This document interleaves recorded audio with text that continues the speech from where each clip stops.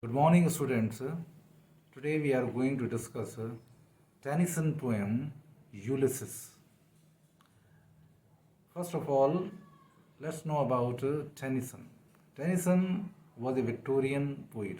He was a representative Victorian poet, and he was also a poet laureate.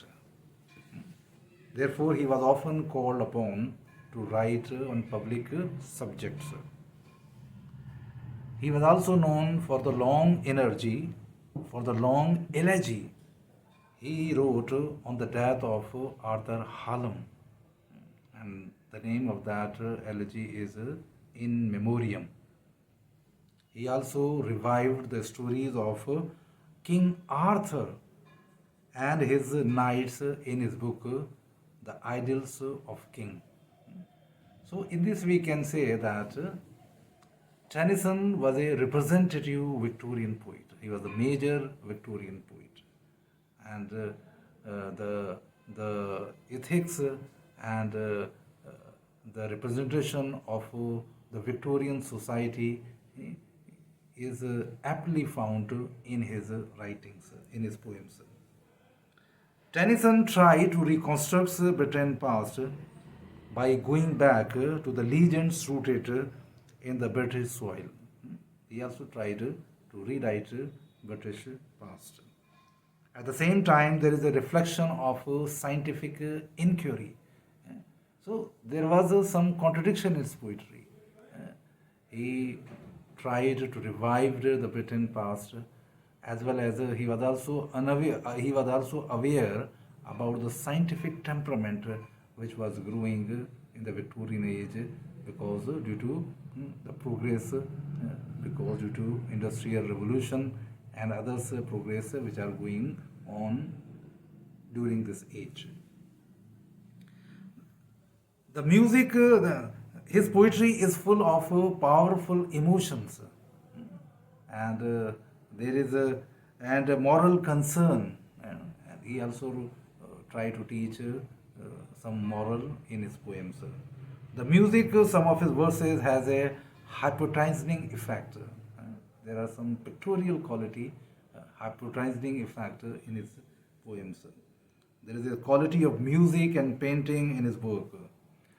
He was greatly influenced by the work of great poets just like there's Edmund Spenser, John Keats. So he was very much influenced by these writers. Now let's tell about. I will tell about something about Ulysses. Ulysses was the king of Ithaca. He was one of the most able generals. He fought the Trojan War, which lasted for 10 years, and another 10 years he took returning from that journey, and during that journey he experienced many adventures. But when he returned to his hometown, he became sick of his ideal life.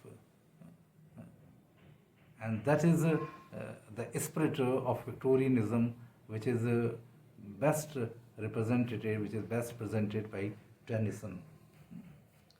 The poem Ulysses is in the form of a monologue. The sole speaker is the Ulysses. He is depicted as a character who is restless, impatient, and he wants to begin his journey once again. He is dissatisfied with the inactive and stable life in Ithaca. This life is contrary with the earlier life, which was full of adventure and challenge. So he feels bored at home, and he doesn't like this present state of the life. He wants to hand over his kingdom to his son Telemachus. He is shown as a able administrator. His son Telemachus is shown that he is a good administrator. In this way, the poem Ulysses represents the Victorian spirit of questioning. It reflects the growing scientific temperament. The poem also points out many modern problems. The main character Ulysses is obsessed with self-concern, and there is the problem of ego also. He is a self-centered person. So these are modern problems which they face. Ulysses also boasts of his achievements. He refers his pursuit as a hungry heart. There is also a reference of journey to different countries. He made a journey to different countries. It is a great achievement that he was honored in all these countries. He also appreciated his companions who supported him in different situations. The Trojan Wars lasted for 10 years, as I told you. It took another 10 years to return him home. During this period, no one questioned his supremacy. It shows their deep faith in him. So, in this way, Ulysses is a unique character. He is unsatisfied here. In other words, he is dissatisfied with all achievements and honors. The untraveled world still enchants him. He is obsessed with the things which he has not discovered.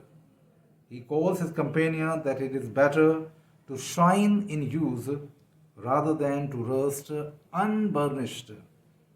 He further explains that life of adventure or the pursuit of newer things is as essential as breathing. Look at his spirit, that the adventure is as essential as breathing.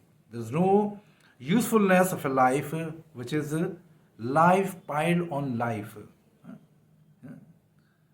He thinks that death is inevitable. Therefore, one must try to achieve noble goals. He condemns a life of inactivity. There is no utility of gaining age. The ultimate goal of a person should be to acquire knowledge till the last moment. So this is the first part. In the second part, I will tell you the remaining poem to you. Thank you.